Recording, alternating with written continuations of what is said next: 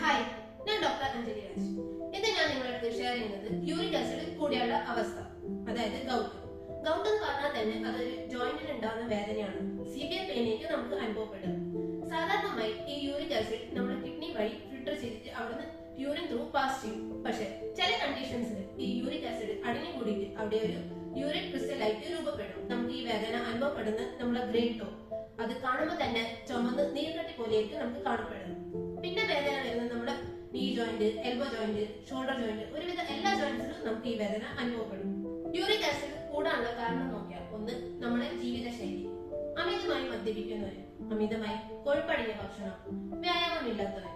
ഭക്ഷണം നോക്കുകയാണെങ്കിൽ red meat, chicken, mutton, beef, sugary ഡ്രിങ്ക്സിൽ, soda, soft drinks, sweet and beverages, അതേപോലെ തന്നെ ബേക്കറി ഐറ്റംസ്, അതിൽ ഹൈ ഫ്രക്ടോസ് കോൺ ഷുഗർ, പിന്നെ ഈസ്റ്റ് അടങ്ങിയ ഭക്ഷണം, അത് ബ്രെഡ്, കേക്ക്, ബന്ന്, അങ്ങനത്തെ ഐറ്റംസ്.